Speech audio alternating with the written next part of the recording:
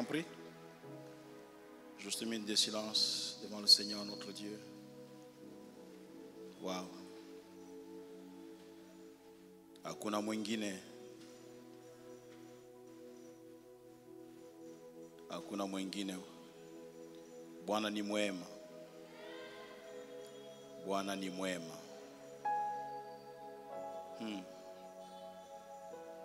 Ses bontés ne sont pas épuisées. Ses compassions ne sont pas leur terme. Il le renouvelle. Il le renouvelle chaque matin. Il renouvelle ses bontés. Oui, oui, il renouvelle ses bontés. Il renouvelle ses bontés.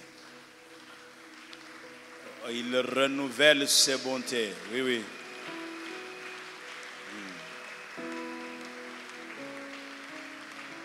Et à jamais, il restera l'agneau de Dieu sur le trône. À jamais. Merci de nous bénir, Éternel notre Dieu, aussi par ta parole. Merci pour, Seigneur mon Dieu, mon roi, ce pain et ce vin que nous venons de prendre ensemble en mémoire de toi, en mémoire de ton corps qui a été brisé. Nous sommes ton peuple, Seigneur. Je ne cesse, chaque fois que je viens dans ta présence, de te dire la parole éternelle, nous sommes ton peuple. Nous sommes ta maison. Et c'est pour nous aussi que tu as payé les prix les plus forts. Tu as payé les prix les plus forts. Merci pour Golgotha. Et fais-nous du bien ce matin par ta parole. Utilise ton serviteur qui n'est qu'un simple instrument. Oui, plus les années passent, alors que je te sers, je réalise combien je ne suis fait que de terre. Mais ce qui réjouit aussi mon cœur, c'est de savoir que dans ces vases de terre habite un trésor. Ton esprit habite à moi. Ton esprit, Seigneur. Et la Bible dit que c'est poussé par l'esprit que les hommes ont eu à parler de ta part. Qu'il n'en soit pas autrement ce matin. Parle à nos cœurs. Donne-nous de nous aligner par rapport à ta parole. Rends-nous capables de la mettre en pratique. À toi gloire et honneur. Au nom de Jésus nous prions. Ensemble nous disons Amen. On peut acclamer le Seigneur et reprendre notre place. Dieu soit béni, Dieu soit glorifié. Nous sommes en train, au fait, nous revenons à notre thème, l'amour du monde ou l'amour du Père. Et l'un des passages avec lesquels nous terminions autrefois, c'était Jean 7, 7. Où Jésus disait, le monde ne peut vous haïr, moi il me hait, parce que je rends de lui le témoignage que ses œuvres sont mauvaises. Il me hait parce que je témoigne et j'atteste que ses œuvres, que ses actions sont mauvaises.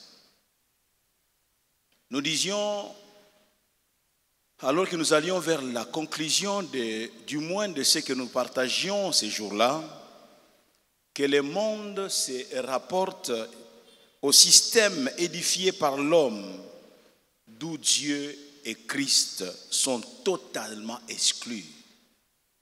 Ça, c'est le monde le système que l'homme a établi, en excluant son Dieu. Le monde, nous le disions autrefois, est ouvertement le Christ, tandis qu'il aime, écoute ceux qui lui ressemblent et compose avec eux. Ça, c'est le monde. C'est de ce monde-là dont nous parlons. Un monde dont les actions sont mauvaises, des actions sont opposées au plan et au projet de Dieu pour le bien-être de l'homme. Le monde Et nous disions combien les actes mauvais ne peuvent se faire que loin de la lumière. Parce que Jean semblait suggérer qu'au fond de lui-même, celui qui fait le mal est conscient et donc s'efforce, que dis-je, il en est conscient et s'efforce donc à cacher le mal qu'il est en train de faire. Il s'éloigne ainsi de la lumière, le monde. Et nous disions aussi que celui qui se plaît aujourd'hui avec le monde ou avec les ténèbres, qu'il soit aussi prêt à partager l'éternité avec les ténèbres ou avec le monde. Matthieu 22, 12 à 13, je vais revenir sur ce passage, il lui dit, mon ami, comment es-tu entré? C'est quelqu'un qui est entré dans les lieux du banquet. Comment es-tu entré ici sans avoir un habit de noces? Cet homme eut la bouche fermée. Alors le roi dit au serviteur, liez-lui le pied et les mains et jetez-les dans les ténèbres du dehors, où il y aura des pleurs et des grincements de dents. Et comme vous le savez, nous n'avons cessé de l'enseigner ici, l'éternité a une double poche. L'éternité est une, mais avec une double poche. L'éternité avec Dieu et l'éternité sans Dieu. L'éternité avec Dieu, le ciel, le paradis. L'éternité sans Dieu, l'enfer. Celui qui aime le monde, l'amour du Père n'est pas en lui. L'amour du Père ou l'amour du monde, tel est notre sujet, tel est notre thème. Alors avant d'aller plus loin ce matin, deux remarques importantes des gens en rapport avec le monde. Deux remarques importantes des gens en rapport avec le monde. Premièrement, dans 1 Jean, chapitre 15, je parle de l'épître, 1 Jean, chapitre 2, verset 15, Jean dit, n'aimez point le monde, ni les choses qui sont dans le monde. Si quelqu'un aime le monde, l'amour du Père n'est point en lui. Si quelqu'un aime le monde, l'amour du Père n'est point en lui. Vous voyez comment par une simple répétition, Jean peut arriver à mettre un mot, que dis-je, un mot en relief, oui. Comment il peut mettre un mot en relief? Il emploie ici le monde 3 fois dans ces versets, encore 3 fois dans les versets suivants. C'est un concept important. Il souligne le fait que le monde pourrait nous absorber entièrement si vous ne faites pas attention. Le monde peut vous absorber entièrement. Écoutez, bien-aimés dans le Seigneur, avec le monde, une toute petite minute d'une attention peut vous être fatale avec le monde. Et vous ne saurez même pas que vous avez été avalé par le monde, parce que vous allez vous accoutumer. Avec le monde, une petite minute d'une attention peut vous être fatale. Le monde est un puissant système, plus qu'une ventouse susceptible de vous avaler le monde. Jean dit, n'aimez pas le monde, ni les choses qui sont dans le monde. Il semble que certains y voient là une contradiction avec Jean 3,16, selon lequel Dieu a tant aimé le monde. Là, il est dit, Dieu a tant aimé le monde qu'il a donné son Fils unique, afin que quiconque croit en lui ne périsse point, mais qu'il ait la vie éternelle. Or, ce passage-là est en train d'évoquer l'amour et le salut que Dieu offre à tous les hommes. Alors qu'ici, où Jean, dans 1 Jean, où il dit n'aimez point le monde, les choses qui sont dans le monde, ici, il est question de l'attachement aux choses du monde. Le monde de Jean 3,16, c'est l'humanité qui doit être sauvée. C'est pour l'humanité que Dieu a envoyé son Fils unique. C'est pour l'humanité que Jésus est mort à la croix de Golgotha. Jean fait ressortir deux idées ici. Premièrement, l'amour pour le monde, dans ce sens du terme, est incompatible avec l'amour pour le Père. L'amour pour le monde est incompatible avec l'amour pour le Père. Deuxièmement, de toute manière, le monde et tout ce qu'il contient ne sont que pour un temps. Ils sont passagers. Le monde et tout ce qu'il contient ne sont que pour un temps. Ça ne sert à rien, bien aimé, de courir après tout cela. C'est pour un temps. C'est pourquoi Salomon, après avoir couru après toutes ces choses, finit par dire vanité de vanité. Il a fait une expérience, il a couru après tout, il ne s'est privé rien. Et puis à la fin de toutes choses, il est insatisfait malgré qu'il a consommé toutes ces choses et il s'est dit vanité de vanité. Oh, alléluia.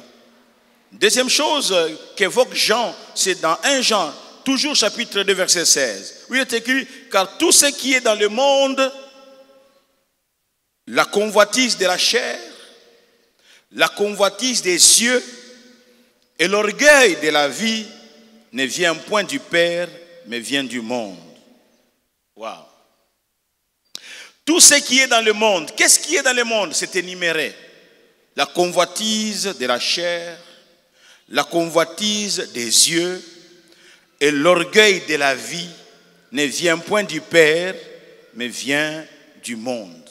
La convoitise, le fait de convoiter, la convoitise, le désir immodéré de posséder, la convoitise de la chair et la convoitise des yeux, la soif de posséder, le désir d'avoir pour soi tout ce qui semble agréable sans tenir compte du fait que l'apparence correspond, que dis-je, ne correspond pas nécessairement à la réalité.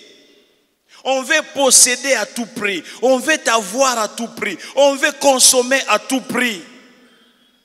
Tenir mordicus à quelque chose, c'est cela la convoitise. Tenir mordicus à quelque chose et à n'importe quel prix. Pourvu que je puisse y arriver, pourvu que je puisse l'avoir, incapable de se contenter, incapable de se contenir, incapable de se contenter de ce qu'on est et de ce qu'on a. On veut à tout prix avoir, on veut à tout prix posséder, à n'importe quel prix. Et même s'il faut sacrifier des gens, on veut à tout prix avoir. Et même s'il faut trahir les gens, on veut à tout prix avoir. La convoitise. Dans Hébreux 13, verset 5, il est écrit que ne vous livrez pas à l'amour de l'argent. Contentez-vous de ce que vous avez. Car Dieu lui-même a dit, je ne te délaisserai point, je ne t'abandonnerai point. Alléluia. Oh, alléluia. Il dit, ne vous livrez pas à l'amour de l'argent. On parle de l'amour de l'argent. On ne parle pas de fait de l'argent. On parle de l'amour de l'argent. Au lieu d'aimer Dieu, au lieu d'aimer le Père, tu aimes l'argent à tel point que même s'il faut sacrifier des gens autour de moi pour que j'aie l'argent, pour que je possède l'argent, je le ferai. C'est ça l'amour de l'argent. Ne vous livrez pas à cet amour-là. Ne vous livrez pas à l'amour de l'argent, mais contentez-vous de ce que vous avez. Le contentement, quand vous lisez 1 Timothée chapitre 6, verset 6, il est écrit, c'est en effet une grande source de gain qu'est la piété avec le contentement. Amen, amen. C'est en effet une grande source de gain qu'est la piété avec le contentement. La piété, nous devons courir après la piété et nous contenter de ce que nous sommes. Nous contenter de ce que nous avons. Nous nous contentons aujourd'hui pour elle, en attendant un lendemain meilleur. On ne force pas les choses, mais nous nous contentons de ce que nous sommes. Nous nous contentons de ce que nous avons, mais bien entendu, en espérant un lendemain meilleur. Alléluia. Oh, alléluia. Les contentements. L'apôtre Paul dit dans Philippiens 14, versets 11 à 13, ceci. Il dit, ce n'est pas en vue de mes besoins que je dis cela, parce qu'il était en train de parler aux Philippiens de combien ils avaient réuni finalement les moyens pour pouvoir lui envoyer et les soutenir. Il dit, ce n'est pas en vue de mes besoins que je dis cela, car j'ai appris. J'aimerais que vous puissiez suivre attentivement la suite de ce passage biblique. Il dit, car j'ai appris à être content de l'état où je me trouve. Je sais vivre dans l'humiliation et je sais vivre dans l'abondance.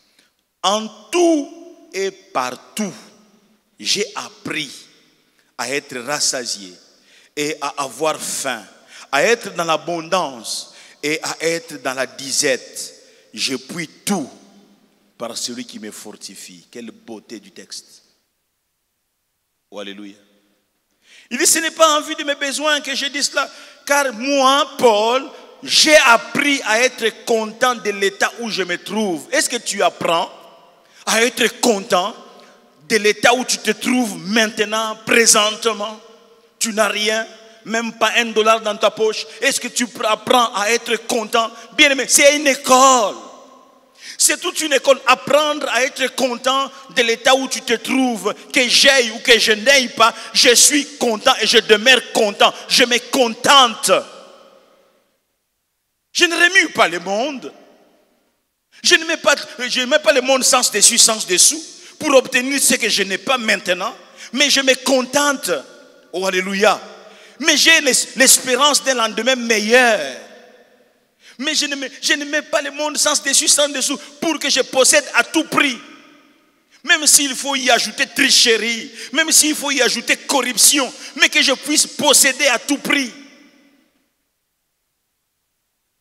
On n'est pas à l'école du contentement, malheureusement. Mais Paul dit, j'ai appris. C'est une vie de tous les jours où il apprend à se contenter de ce qu'il est et de ce qu'il a. Oh, amen. Ce que Dieu me donne aujourd'hui, je dis gloire à Dieu. Ce qu'il ne m'a pas donné, il n'est pas incapable de me le donner demain. Je pensais que je parlais à quelqu'un. Ce qu'il ne m'a pas donné aujourd'hui, il n'est pas incapable de me le donner demain.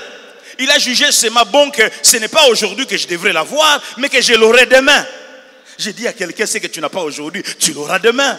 Ah, quelqu'un ne m'a pas suivi, assemblée. Je disais que ce que tu n'as pas aujourd'hui, tu l'auras demain. Oh, alléluia. Alors lève tes mains, bénis le Seigneur, glorifie le Seigneur de ce que tu as et de ce que tu es. Je pensais que je parlais à la parole éternelle. Alléluia. Je n'ai pas d'enfant. Oui, c'est un besoin d'avoir un enfant, mais je ne l'ai pas aujourd'hui. Mais rien n'est impossible à Dieu de me l'accorder demain. Alors je bénis Dieu du fait que je n'ai pas d'enfant aujourd'hui, tout en sachant que demain il peut me l'accorder. Et est-ce que je suis en train de parler à quelqu'un? Le contentement.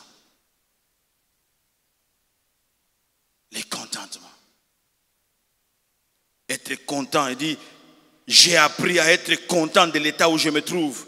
Je sais vivre dans l'humiliation. Il dit, je sais vivre dans l'humiliation et je sais vivre dans l'abondance. En tout et partout, j'ai appris à être rassasié et à avoir faim, à être dans l'abondance et à être dans la disette. Et puis il finit par dire, je puis tout par celui qui me fortifie. Il y a un Dieu qui te fortifie dans des moments difficiles. Amen, amen. Je ne me suis pas empêché ce matin, tôt le matin. Que dis-je le matin, je ne sais pas. Comment je vais dire ce matin aujourd'hui? Quand est-ce que j'ai dormi? Quand est-ce que je n'ai pas dormi? Je ne sais pas aujourd'hui. Bon, aujourd'hui, je me suis souvenu de mon expérience d'autrefois. J'ai déjà rappelé ici, j'ai déjà raconté ici il y a plusieurs années en arrière. Nous sommes mariés, mon épouse et moi-même. Mon épouse a grandi dans un certain standing. Moi, je suis un fils de Katouba 3. Oh! Et elle a cessé de me répéter tout au long de nos années de mariage. en m'appelant de temps en temps les petits gamins de Katouba 3. Manger l'entsenge, faire la bouillie avec ça, en mettant un peu d'huile de palme, s'il n'y a pas de sucre, un peu de sel, ça c'était quelque chose de normal pour moi. Oh, elle ne connaissait même pas que l'entsenge, on pouvait le récupérer. Mais moi, fils de Lumpungu, né à Touba 3, c'était une vie normale. Maintenant, quelques mois après le début du mariage, nous n'avons plus rien. Tout ce qu'on nous avait donné pendant le mariage, tout est parti. Avec mon petit salaire, on se retrouve, il n'y a pas à manger. Même pas du riz, la quantité du riz terminée, les ceci terminé. Tout ce qui restait, c'est quand elle faisait l'entsenge là, elle n'avait pas jeté ça. On dirait que le Saint-Esprit l'avait inspiré de ne pas jeter ça. Maintenant, moi, ce n'est plus son tour dans la cuisine, parce que pour elle, à la cuisine, il n'y a rien. Mais moi, je réalise qu'il y a Là où elle trouve qu'il n'y a rien, moi, je trouve qu'il y a quelque chose. On s'est remplacé. Maintenant, moi, je l'ai remplacé à la cuisine. Je suis allé, j'ai nettoyé, je sais le faire de la bonne manière, je vous assure. Tu mets de l'eau, tout ça, je joue à l'équilibriste, tout ça. Et puis, toutes les mauvaises choses partent, les bons fonds restent. Maintenant, je fais la bouillie. Les petits gamins de Katouba 3. Je prends dans mon bol, je cogne dedans. Je dis, essaye. Et le premier goûter comme ça, j'ai dit, essaye, il n'y a rien d'autre. Il n'y a rien d'autre. Et je disais à mon épouse, cette souffrance n'est pas la mienne. Parce que ça, c'est une histoire de l'école primaire. Ça, c'est pour toi. Cette souffrance, Dieu sait que ça ne me fait absolument. Ça, c'est pour eux. Ça, c'est pour toi. Même maintenant, quand je vous parle là, il y a des souffrances, il ne faut pas les envoyer à Kali. C'est rien.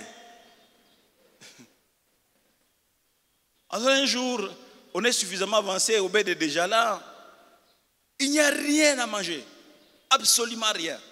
J'ai un petit salaire qu'il faut ajouter encore un peu pour payer les loyers. Alors ce jour-là, je dis, avant que je n'aille recevoir les gens au bureau, il faut que je trouve quelque chose, parce qu'il n'y a rien. Il n'y a rien à manger. Pour moi, ça ne me dit rien. Mais elle, je dis, je suis sorti. Je suis sorti. Donc tous les pièges partout j'ai placé, rien à donner. Maintenant, je suis en train de revenir à la maison. Je dis, qu'est-ce que je vais dire à Yvette? Je suis en train de rentrer comme j'étais parti.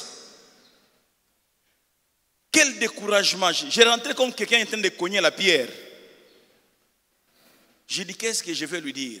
Et je connais mon épouse. Je savais que quand je vais entrer, je vais la trouver dans une certaine attitude. Pas de mécontentement, mais aussi de dire qu'il n'y a rien ici. Mais, chemin faisant, une voix me dit, toi là, tu seras surpris en arrivant à la maison. Je dis, ça c'est moi ou bien c'est l'esprit qui me parle? Je continue, chemin faisant encore une deuxième fois, toi là, tu seras surpris quand tu vas arriver à la maison. La troisième fois, je dis, c'est quoi ça? Alors, je toque, on ouvre la grille, la parcelle, je la vois là debout, avec le petit auberge, je ne sais pas s'il était à son dos, je la vois toute souriante. Je dis, oh, qu'est-ce qu'il me transmet comme message? Normalement, je ne laissais rien à la maison, elle ne peut pas être souriante comme ça. Pourquoi elle sourit comme ça? J'étais confus. Et puis elle me lance au visage, je dis, un corbeau est passé par ici. J'ai dit quoi? Maintenant j'ai changé de mine, je commence à être détendu. Je dis, qu'est-ce qu'il y a? Il dit, un corbeau est passé par ici. Vous savez ce que le corbeau est passé fait laisser? Pas l'argent. Le corbeau a amené juste une petite quantité de riz nécessaire pour qu'aujourd'hui et demain nous puissions manger. Et en dehors, je ne sais pas si c'était une quantité d'haricots, je ne sais plus. Les riz, ça je me rappelle encore. Mais l'autre chose, c'était pas quoi? On a préparé ce jour-là, on a mangé ce jour-là, on a mangé le jour suivant. Bien aimé, Dieu est un grand stratège. Le lendemain lui appartient. Il dit le lendemain prendra soin de lui-même. Oh, je pensais que je parlais à quelqu'un.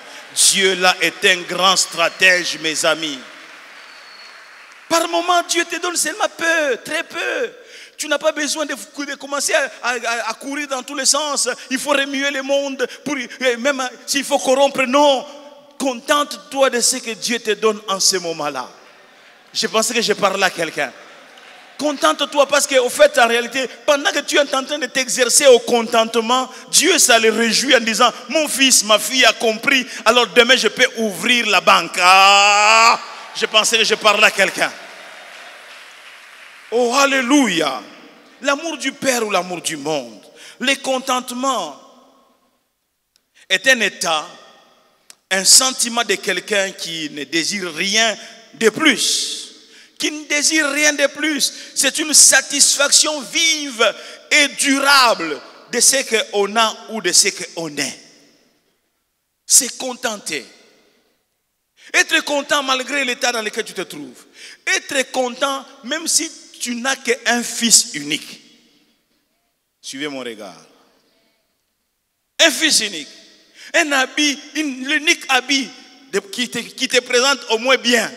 Un seul.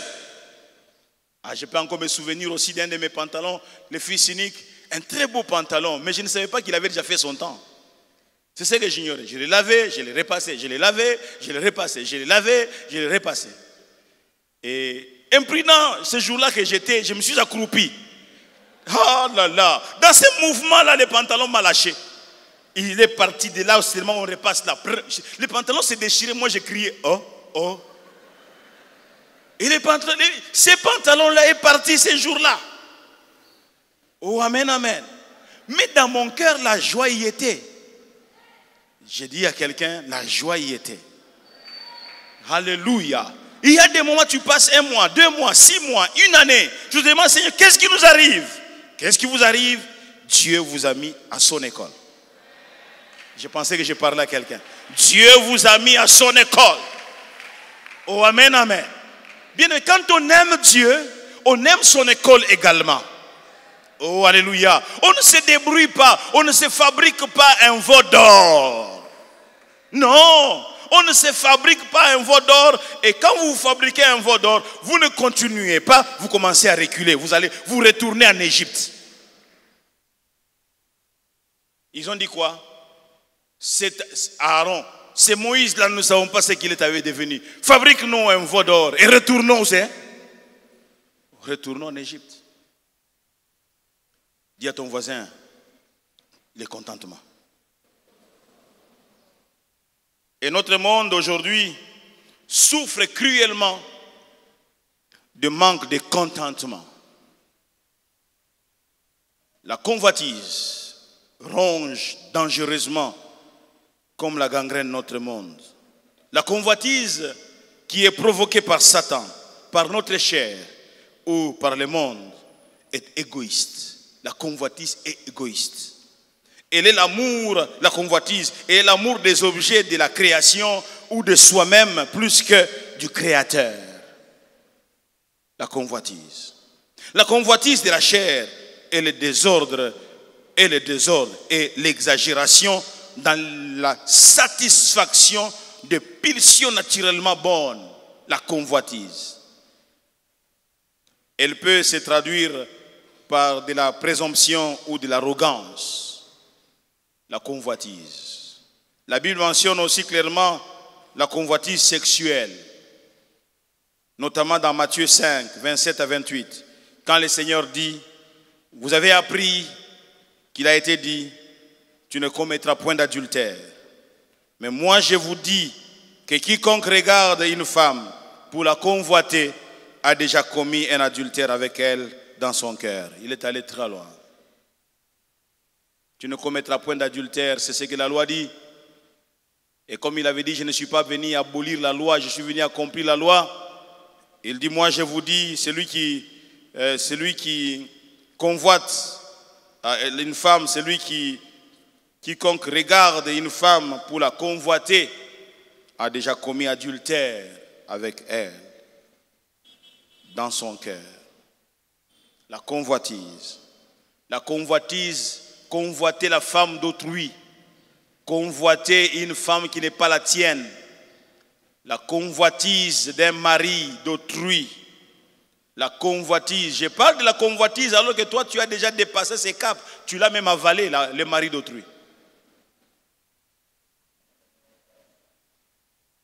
La convoitise. Et quand je te parle maintenant, ta conscience est en train d'être bousculée dans tous les sens.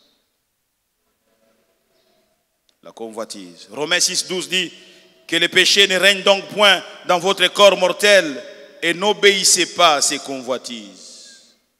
N'obéissez pas à ces convoitises. Romains 13, verset 14 déclare que « Mais revêtez-vous du Seigneur Jésus-Christ et n'ayez pas soin de la chair pour en satisfaire les convoitises. » N'ayez pas soin de la chair pour en satisfaire les convoitises. La chair pousse à convoiter les champs du voisin, à convoiter la voiture du voisin.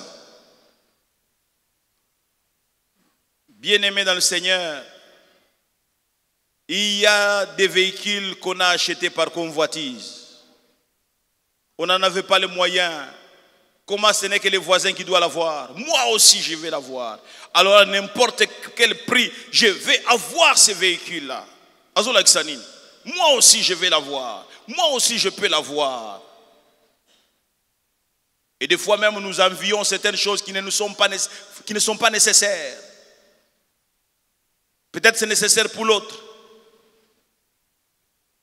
La convoitise des yeux, la convoitise de la chair. Romains 13, verset 14.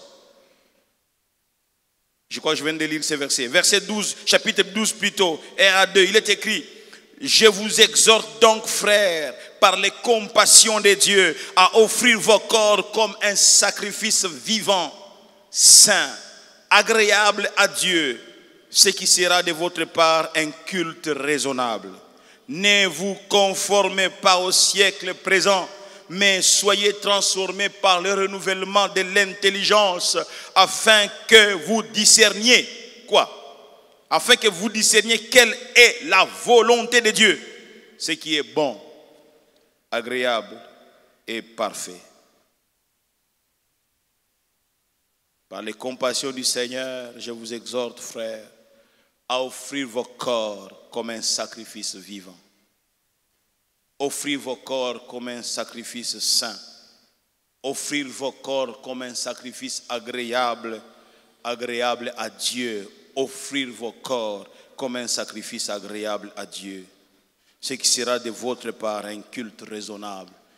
Est-ce que le culte que nous rendons à Dieu est un culte raisonnable? Paul nous enjoint à offrir nos corps comme un sacrifice vivant, saint, que Dieu accepte. Un sacrifice que Dieu accepte. Nos corps représentent ici, bien-aimés dans le Seigneur, l'ensemble de nos membres et par conséquent notre vie entière. Notre vie entière, une consécration totale et de notre part un culte raisonnable.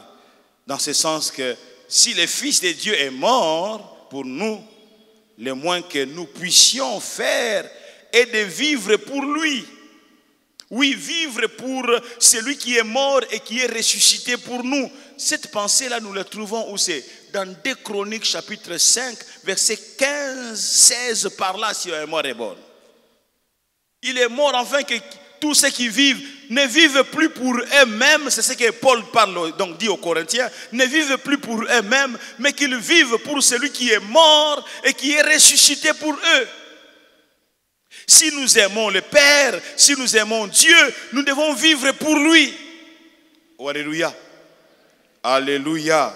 Oui, vivre pour lui, parler pour lui, voir pour lui, écouter et faire pour lui. J'ai parlé comme si j'avais mis cette référence, donc ce passage dans mon texte, de Corinthiens 5, 14 à 15. On dit, car l'amour de Christ nous presse. Parce que nous estimons que si un seul est mort pour tous, tous donc sont morts, verset 15, et qu'il est mort pour tous, afin que ceux qui vivent ne vivent plus pour eux-mêmes, mais pour celui qui est mort et ressuscité pour eux. Alléluia. l'expression un culte raisonnable, reprise dans ce passage de Romains 12 au verset 1er, peut aussi se traduire par une adoration spirituelle. Amen. Une adoration spirituelle. Comme croyants, nous sommes des sacrificateurs. Nous sommes des sacrificateurs qui venons donc dans sa maison, qui venons à Dieu, non avec les sacrifices d'un animal immolé, mais avec les sacrifices spirituels d'une vie, une vie livrée. Oui, une vie livrée à Dieu. Notre vie doit être livrée à Dieu. Nous lui offrons aussi notre service. Offrir à Dieu notre service, pas seulement notre corps, mais aussi notre service. Romains 15, 16 dit, Paul fait allusion à la grâce que Dieu lui a faite d'être ministre de Jésus-Christ parmi les païens, m'acquittant du divin service de l'évangile de Dieu, afin que le païen lui soit une offrande agréable, étant sanctifié par le Saint-Esprit. Alléluia. Mon corps lui est offert, mais aussi je lui offre un service agréable. Deuxièmement, lui offrir notre louange.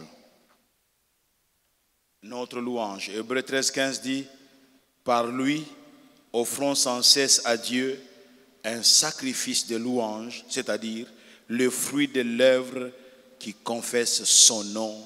Alléluia. Quand nous venons dans sa maison ou quand nous prenons notre temps personnellement, un culte personnel, nous devons être sûrs que nous lui offrons de louanges. Amen. Louer Dieu ne veut pas dire forcément chanter, mais quand on loue Dieu, on peut chanter aussi. Mais quand on chanter ne veut pas dire forcément louer. La louange, dans la louange, il y a les chants. Même dans votre culte personnel. Est-ce que vous chantez dans votre culte personnel? Est-ce que vous prenez du temps pour se trouver devant le Seigneur, vous lui parlez et vous chantez en son honneur? Alléluia. Quand vous priez, il y a des chants qui vous montent. Ces chants-là, vous les chantez.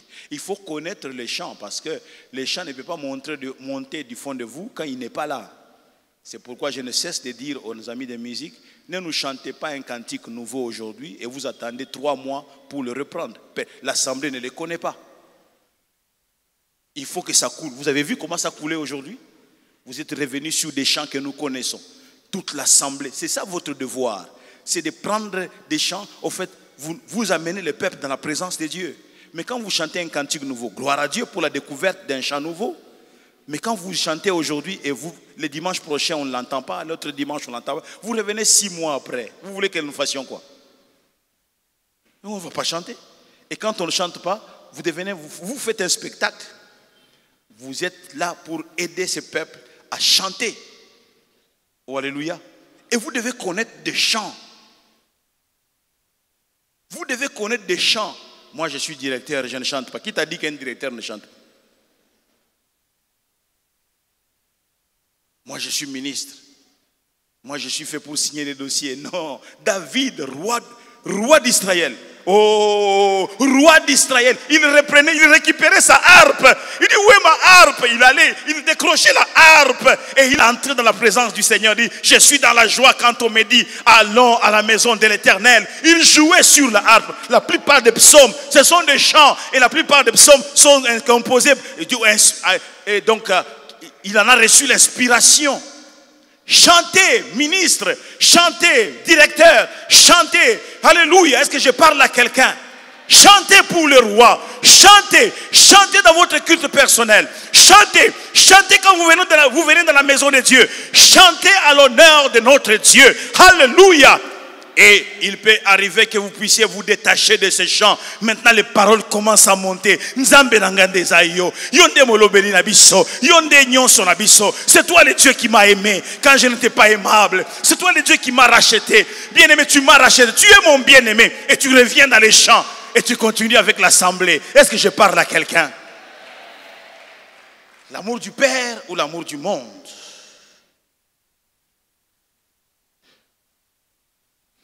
Paul nous exhorte à ne pas nous conformer au siècle présent. Il veut dire, ne vous coulez pas simplement dans le monde, dans les moules plutôt, de tout le monde. Quand nous entrons dans le royaume de Dieu, nous devrions abandonner les modes de pensée et les styles du monde. Le mode de pensée et le style du monde. Aujourd'hui, les gens n'ont pas peur d'affronter Dieu. Ils se disent, je suis lesbienne, je suis homosexuel. D'où nous sommes venus, il y a même des drapeaux maintenant qu'ils placent, des drapeaux qui font allusion à ces mouvements-là. À divers endroits. Ils sont fiers de cela. Ils sont fiers de cela. Une fois à Lubumbashi, nous sommes en train de passer, nous avons vu, des fois, quand tu es un homme, tu restes un homme. Et il veut faire la femme. Donc, généralement, ils font plus que la femme. Même les femmes ne font pas ça. En mettant un sac ici. J'ai dit, regardez ces sorciers. Même les femmes ne font pas ça. Ce n'est pas naturel. Tu es en train de forcer. Ça ne te ressemble pas. Ce n'est pas naturel. Maintenant, placer une femme. Quelle élégance. Quand elle marche, elle ne force pas. C'est en elle. Toi, le masculin dominant, tu veux faire.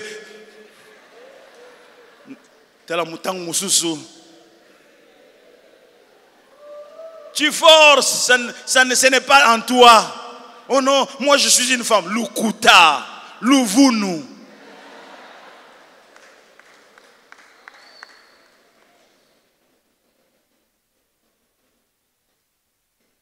Frère, c'est là encore un manque de contentement.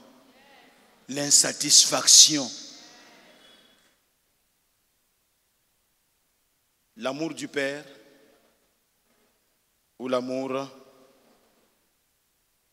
du monde. Le siècle, je vais finir.